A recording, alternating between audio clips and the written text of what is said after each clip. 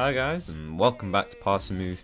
And for today's episode, in the new FM18 beta, we'll be showing you a Arsenal guide and tactics, team guide and tactics basically. So we're going to cover just about everything. We'll go through, the club history, the rivals, go through the squad, try and come up with a tactic, have a look at the scarf, who to sell in terms of the squad as well, maybe areas where you need to invest in.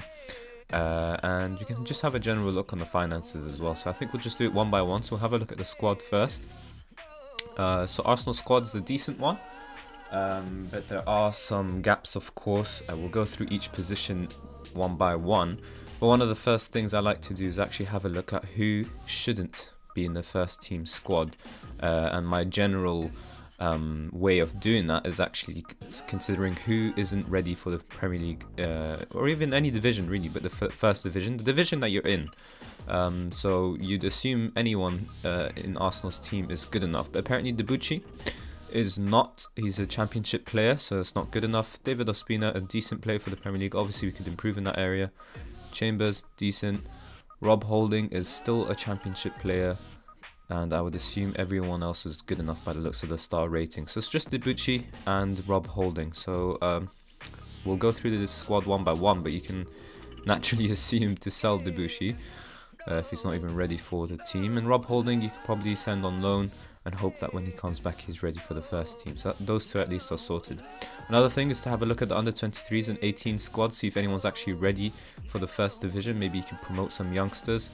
Lucas is out on loan, and I doubt you could really bring anyone back in, whoever you sent out on loan as in. Christian apparently is the best youngster in terms of current ability, not potential.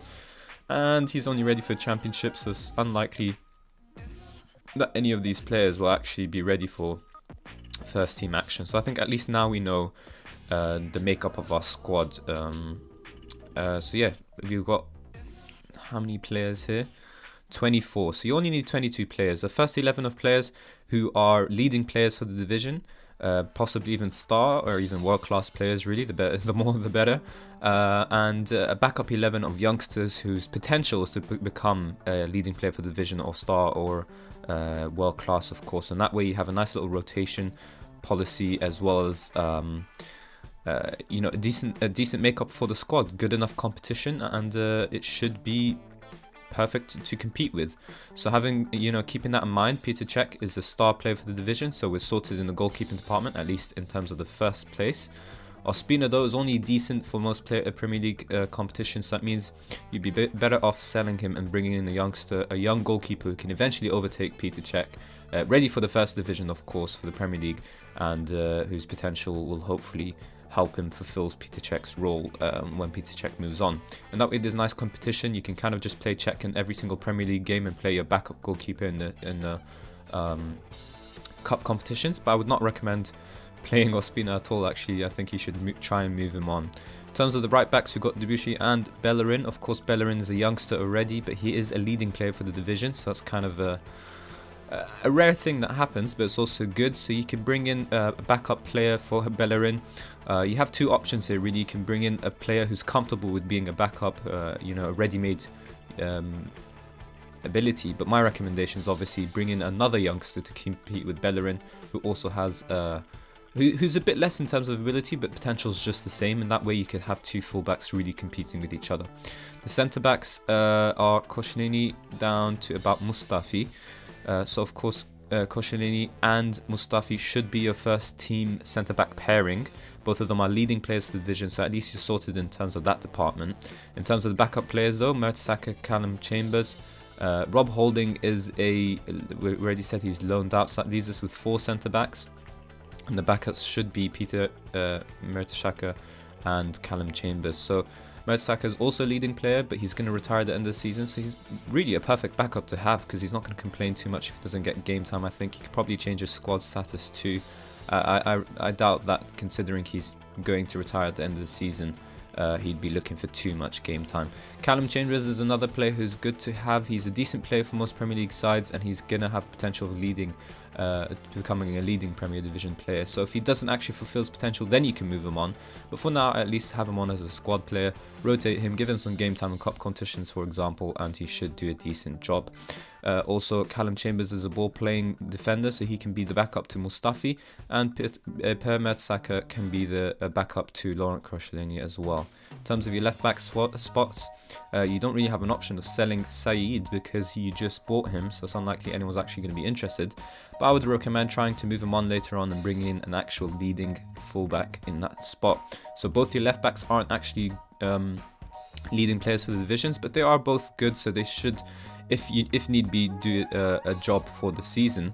But I would actually recommend having Saeed as a backup just for one season. Put him on a rotation status, squad status. Sell Nacho Monreal and bring in a star left back. I think with 16.75 mil, you can possibly bring in a decent player. But I just want to say also, bear in mind that when it comes to fullbacks, it's kind of tough to find top fullbacks. They are normally very expensive. So if you are happy with staying with both these players, they won't obviously suddenly become the cause of all your goals being conceded. They're both certainly decent players, but it's just my recommendation of always having a first teamer who's a leading player for the division, a backup player who's a youngster with potential. So that at least is our defense sorted out. In terms of our midfielders, we've got Cazorla, who's injured. He's a leading player for the division, so that's at least one spot sorted. And Nini's only considered good. He has a tiny bit of potential left, so I would recommend not actually selling him. But it depends on where you see everyone's positioning in.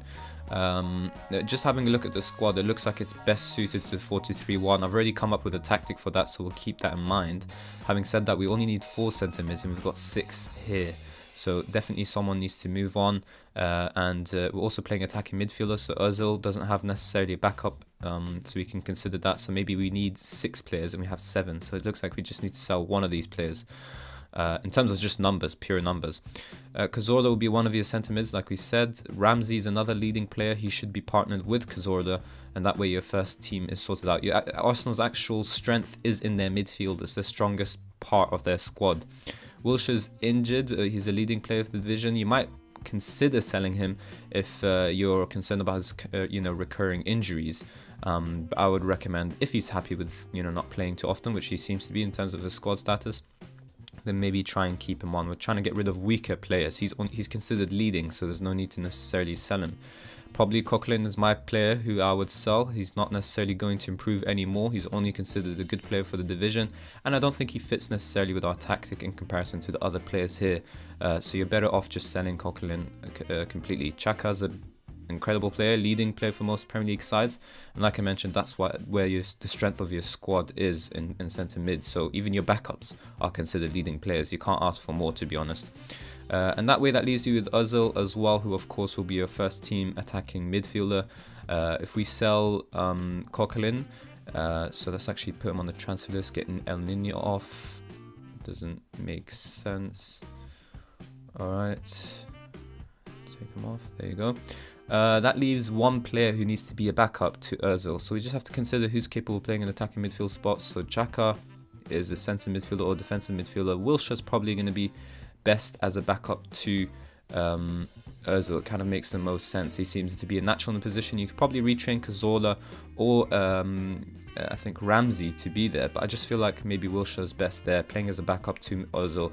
It's a position that he's most likely to get game time in, and I think he'll be very comfortable in the role as well. So that's kind of the midfield sorted out. Your issues are kind of out wide to a degree. You've got 4 wingers here, but unfortunately 3 of them play on the left wing, and that's not what we want at all. So you're definitely going to be playing Sanchez. Sanchez is a bit of a tricky option. If you can manage to give him a new contract, it'd be perfect, but you might have to consider selling him this season and bringing in another player just so you don't miss out on him. But in terms of the game, it doesn't say that he's leaving on a free transfer, so you can manage to convince him to stay and sign a new contract. Please do that. You don't want to miss out on Sanchez at all. His backup is definitely going to be Iwobi. I think Welbeck's another player who you're going to sell. Iwobi is the perfect inside forward or backup to Sanchez. He's got bench potential. He's ready for the first division. I think he's even considered. Oh, he's not considered a wonder kid. I thought he'd be considered a wonder kid in this game. But yeah, definitely suited for it. He's got the vision. He's got the passing. He's got all the acceleration, pace, finishing, decision making is good as well. A lot of inside forwards have poor decision making, and that's why I tend to actually change them into wingers. But considering he's got good stats for the inside forward and he cuts in from both wings, it just makes sense to play him as a backup to Sanchez. He'll definitely give him a bit of competition, and he'll definitely get some nice game time there as well. Theo Walcott's going to be our first choice winger. He is capable of playing as a striker, but I don't know, I just see his best position as being as a winger. He runs with the ball down the right flank. It just kind of makes sense. He knocks the ball past the opponent. He likes to try to beat the offside trap. It's all standard winger traits, really. And unfortunately, that means that we're left with Welbeck, who's just no space in the squad. He's only considered a good player. I feel like you definitely should move him on. With 33 million in your bank, you can certainly invest that money elsewhere. And I just think it makes sense, especially considering his abilities, his susceptibility to injuries as well, and it all kind of comes together. Walcott is another player, by the way, who you should definitely sell. You'll get a bunch of money from him. He's got injury problems, and he's only considered a good player for the division. With another 33 million in the bank, you'll definitely have plenty of money to invest elsewhere. So that's where you need to sort out your main position, is the right wing. I feel like that's the area that needs the most investment. If you sell Welbeck and Walcott, bring in a leading player, a leading right winger, right midfielder, I guess, if you want to call it, and bring in the backup with a youngster with potential. That's the squad. You've got Lacazette and Giroud left. Lacazette is a leading player, and I think Giroud is the same. So you're quite strong in the striker department as well, and hopefully you need to try and convince Giroud to be okay with a rotational option, because Lacazette is definitely going to be your main man. Yeah, if you can manage to convince him, if you just change his squad status to rotation and hope he doesn't complain about game time. Otherwise, then you can maybe move him on in winter, but just give him a chance this season at least. There's no need to move him on if he's considered the leading player for the division. So that's kind of it. That's our squad in terms of who to sell, who to buy, and all that sort of business. You could have a quick look at the dynamics bit, but I feel like people give a bit too much importance to this. So for example, you'd be like, oh, Welbeck is a highly influential player, so I don't want to sell him. The squad, to be fair, does react a bit more now in the FM18 to, if you're moving anyone on or any of that business. So maybe some of your players will actually be upset if you move Welbeck on, but it's easily sorted out when you tell them, for example, that you're looking to invest in someone else and you think you can bring in a better player, for example. Then the squad goes back to normal. And even if they don't, and if you say something wrong or whatever, just over time it's okay. Like, it sorts itself out, so don't worry too much. It is a bit of a transitional period. In terms of the tactics, so this is the first team that I imagine will be playing, so we kind of built the tactic around it. I kind of played around with the 4-1-2-1-2. I felt like that kind of suits Arsenal's strength in midfield, because you're having a lot of leading players in the division who are going to be playing on the bench for you instead. So kind of it's a bit upsetting to have to play with the 4-2-3-1, the standard sort of formation all Premier League teams go for. But at the same time, it just also made sense to play Sanchez, Ozil and Lacazette in their best positions. And Sanchez will be a bit uncomfortable in that striker role. Just his ability in terms will drop a bit. He is as natural in the striker department, but look at his comfort in that role. Sort of drops, which means his ability drops. So we just want to use him in his best position ever. So this is how it looks basically. Lacazette as a complete forward on support, Mesut Ozil as an attacking midfielder on attack duty, inside forward on support, winger on support, and you've got your wing back over here to complement the inside forward, and a full back on attack to complement the winger on support. Peter Cech is a goalkeeper on defend duty, no need to mess around with that. Koscielny and Mustafi we already talked about. Mustafi as a ball playing defender will definitely be able to find his teammates further up quite easily, and hopefully make amends for these little bits of weaknesses. So the 4-2-3-1 in this formation, its weaknesses are of course opposition attacking midfielders who can really exploit this space behind Ramsey and just in front of the defender. So you do have to keep an eye on that. So Ramsey as well as a deep line playmaker on defend duty, and Cazorla as a roaming playmaker. Just another heads up, Cazorla's out for quite a while. So you do have capable backups like we mentioned, but you might want to consider bringing a low knee until, just for the sake of numbers, until a backup loanee really until about January, and then you can cancel the contract, or just, if you sign the loanee on just for winter, then you'll be okay. 6 to 7 months, you should be back within January time, for example, and that way you're sorted. And that's kind of it. So this is a look at the team. Ozil's definitely best as an advanced playmaker on attack duty, but I feel like with this the team and the way we're trying to play, Arsenal are the board's philosophies are playing attacking football and possession football. So we were trying to do a little bit of both. We're playing on control, our structured team shape, shorter passing to try and keep possession more, offside trap, and use tighter marking as well to help with those little issues there. Now I know everyone's wondering why on earth do you have such little team instructions. That's just the way I like to play. I like the roles to fulfill the duties themselves, and I feel like with the player roles that we've selected here, we should definitely be able to hold on to possession quite well as play attacking football. So we don't necessarily have to say retain possession, because these players are all very capable in their roles of keeping possession. So it just makes sense to leave it as is. They've got good passing. They're not going to pass stupid passes for no reason. And with shorter passing, they won't be as risky with their football, and that way you'll also keep possession a bit more. You can obviously do what other people like to do, which is put a million instructions. If you really want to play attacking football and keep possession, you can play with a lower tempo, keep the shorter passing. You can even close down more so you win back possession quicker. You can retain possession, work the ball into the box, all that sort of business. But I prefer to just keep it as simple as possible. Your players will adjust their tactics quicker, and at the same time, during match games when you need a match strategy, for example, you're playing with this tactic on control, but you can't seem to break down the team. But you've noticed, for example, they have a weakness to balls in behind them, so you put pass into space.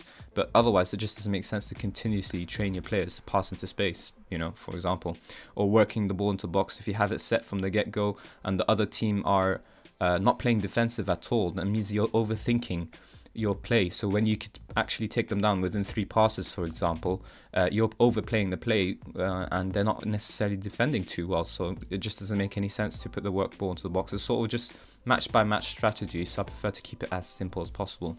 If you're asking me what's the perfect tactic to eventually work for Arsenal and for these sort of attacking but possession play, I would say eventually, especially because you're going to sell both your wingers, if you go with my advice at least, then I think you should bring in inside forwards. So just make sure if they're on the right wing, they have to be left-footed to cut in well and shoot, and then that means you have to adjust Bellerin as a wing back on attack. He'll be a tiny bit uncomfortable, but his attributes should suit it well. I'm not a fan. Attacking midfield on attack is decent, but I prefer the shadow striker. I feel like they get plenty more goals. I also like complete forward support will do a decent role, but if you switch eventually to a deep lying forward on support, I feel like that complements the shadow striker role as well. You just have to make sure whoever you bring in here, because Mesut Ozil isn't comfortable just yet, so just slowly move on to that. Yeah, also Ozil's another player you might want to consider. Obviously you have to try and extend his contract, but if he doesn't accept it right away, then you're better off selling him and bringing in another player. So yeah, these two complement each other, but if you do eventually go with the shadow striker role, you do have to invest in someone who really does have top goal scoring, because they're going to be your main goal scorer. I mean, just look at the role itself. What it says is the team's main goal scoring threat, so he has to be a good finisher, otherwise the rest of the tactic kind of falls apart. I also don't like how attacking midfielders can really undo your team in a 4-2-3-1, so I like to play the 4-2-3-1 but 2 defensive midfielders instead. And I think if you retrain some of your players, you can do that quite comfortably. I'm not too concerned with the centre midfield disadvantage that you have when you're playing a 4-2-3-1 with 2 DMs, because you're going to be a team that's very tough to break down anyways with this formation. So you can give them a bit of leeway here, and then once you win the ball back, hope that your attacking four can cause some serious damage. They are very high up the pitch, so they should be able to grab you a bunch of goals.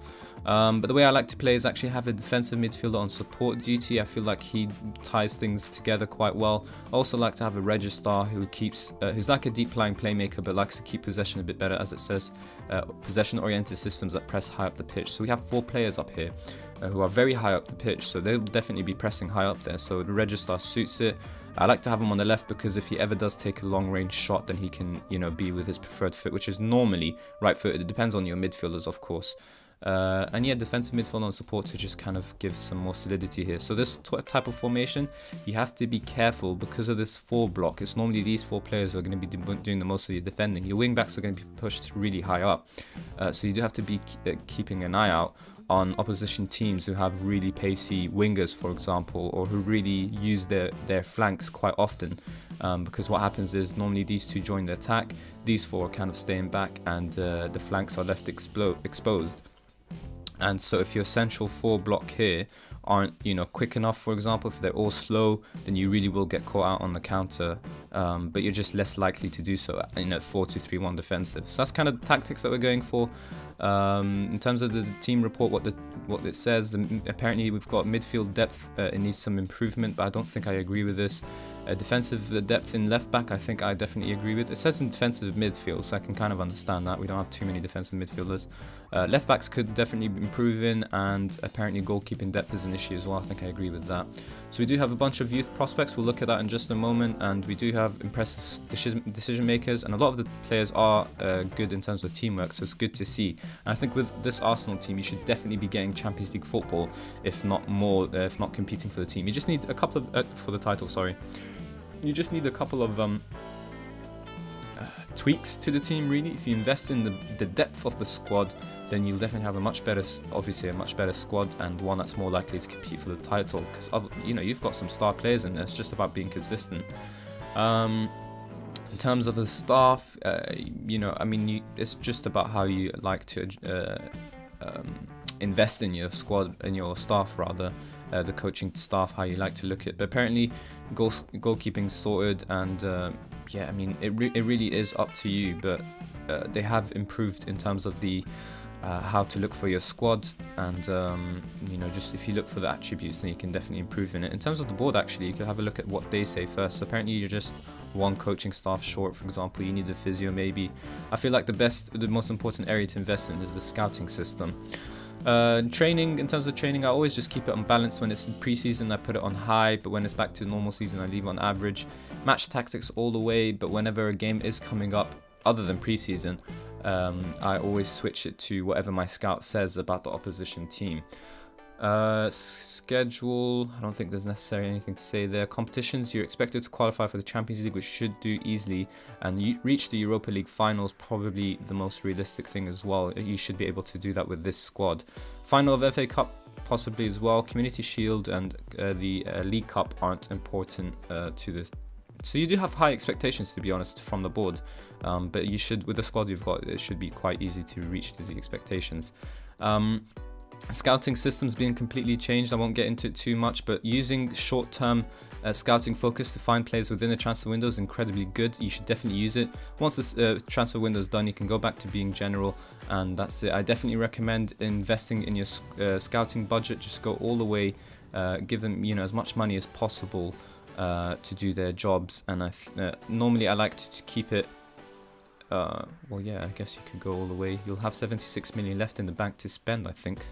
Yeah, so I just normally like to keep it in the middle, but leaning towards the transfer budget a bit more. But you definitely have a lot of money to invest. It's actually, I think, more than Manchester United's squad as well. So you've got lots of money to deal with, and especially if you sell some of the players that we mentioned, you'll have a ton of money to improve this Arsenal team. And I think there's other things that you can do. I'm not sure where it's gone, but you're supposed to be able to sort out the... Where's it gone? I can't believe I lost it. Okay, scouting range, sure. I'm so confused where it's gone. Alright. Okay, yeah, so it's the senior package. So the package is, you're definitely a top side, so you want to invest in the whole world. And you do want the same for your youth as well. So just invest in both. Your top side, you've got plenty of transfer budget. It just doesn't make sense to spend any less, and you'll definitely find more players that way as well. The scouting system has been completely revamped, and it allows the team to do more of the work than you naturally would do in previous FM volumes, really. Transfers, club, we can have a quick look at the club. So obviously it's the lowest position Arsenal have ended in quite a while, at least 2 decades time. So there's a lot of improvement, and Arsenal a lot of space for improvement. And Arsenal are a very interesting team to manage, because you've got the perfect squad to really challenge, and if you just tweak it a bit, you can definitely be up there with the top teams. So and getting back into the Champions League and maybe even challenging for the title. All these sort of things it's just an interesting challenge overall.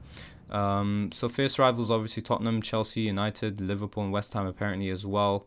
And I think facilities are obviously good enough for Arsenal. I think that's kind of it. I don't feel there's necessarily anything else too important to mention. But we've talked about the transfer budget, and finances are of course really well with Arsenal. You know, your projections are almost towards 2 million within 3 seasons time, so you've got plenty of money. The debts could do with some help, but considering how much you're paying per month over a long period of time, so you should be okay as well. The debts shouldn't hit you too bad. You just have to get your team back into the Champions League as soon as possible. Under 23s and under 18s, players to look out for in terms of youngsters who you really do want to develop. You've got from here to about here. Everyone else you never know who's going to become a top player and who isn't, but you'd assume at least 2 of these 5 here should become star first teamers. Kelechi in particular, shadow striker, will suit your team very well. Player like Jeff, for example, inside forward, he should slot into your team quite easily in terms of your current tactic. Joe Wallach, Reece Nelson and Tri Coyle, they would need some adjustments, but they can become first teamers as well. It's just about giving them as much game time as possible, loaning them out and all that business. That's just things to keep an eye out on. So that's kind of it. So that's really everything in terms of the team guide and the tactics. I hope that you have all the success in the world using those tactics. I also want to mention that you can have an attacking mentality and it should still work with this tactic, control or attacking. I just like to stay on a control because I feel like a lot of teams are going to try and counter Arsenal, and so if you're on control, you'd be controlling the threat of the counter attack like it says here. And then obviously if you're ever losing or drawing and you're not able to break the team down, you can always go into attacking during the game, but I like to start on control. You should definitely have these other 2 tactics trained as either different formations, for example, to try and take advantage of opposition weaknesses, or you could do what I do, which is have one tactic on contain and one tactic on overload for games where you need to try and retain a result, or where you need to try and actually get a result when you need to overload. That's kind of just what I do, so players are familiar with it. And as you can see, a lot of these things the players are very comfortable with already, so it should adjust quickly with Arsenal. But yeah, that's kind of all for today's episode. So if you did enjoy it, then of course please hit the like button and subscribe for more Daily Football Manager 2018 videos and content. And of course, I would really appreciate it if you guys could support me on Patreon as well. The link is in the description box, and that'll be also, again, thank you guys for watching.